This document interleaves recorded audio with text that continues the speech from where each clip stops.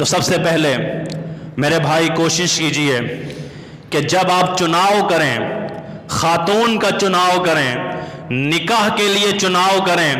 لڑکی کا چناؤ کریں، تو میں آج کے اس خطبہ جمعہ میں یہ نصیحت کرنا چاہوں گا نوجوانوں کو، اور ویڈیو پیغام کے ذریعے بھی لوگوں تک یہ بات پہنچاؤں گا کہ ہمیں چاہیے کہ ہم چناؤ کا حق اپنے ماں باپ کو دے دیں، اپنے والدین کو دے دیں، کیونکہ والدین جو فیصلہ کرتے ہیں اس میں رب العالمین کی رحمت ہوتی ہے،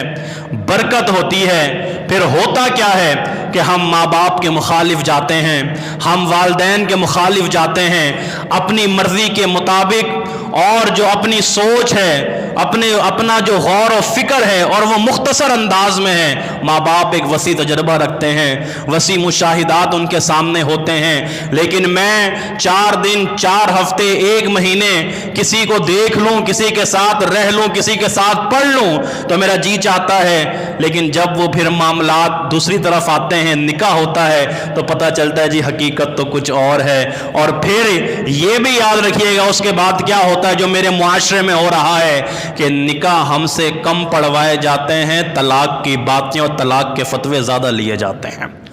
یہ کیوں ہو رہا ہے؟ یہ اس لیے ہو رہا ہے کہ ہم نے ماں باپ کو ترجیح نہیں دی، ہم نے والدین کو ترجیح نہیں دی اس کام کے لیے، ہم نے والدین کے سپرد نہیں کیا اس کام کو، بلکہ ہم خود بادشاہ بن گئے۔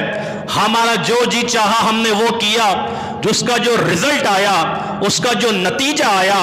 پھر سوائے شرمندگی کے اور سوائے ندامت کے اور سوائے حسرت کے ہمارے سامنے کچھ نہیں بچتا۔ اور پھر ہوتا کیا ہے؟ پھر لڑائیاں ہوتی ہیں، پھر جھگڑے ہوتے ہیں، پھر تنازعات ہوتے ہیں، پھر مسجد کے امام تک بات آتی ہے، عالم دین تک جاتے ہیں، مفتی صاحب کو ڈھونڈا جاتا ہے، فتوے لیے جاتے ہیں، پھر رجوع کیا جاتا ہے، پھر طلاق دی جاتی ہے۔ نہ جانے اتنے کتنے کیسز ہیں اسی وجہ سے کہ ہم نے ماں باپ کو ترجیح نہیں دی۔ اللہ کے بندوں، اپنے والدین کو ترجیح دے دو،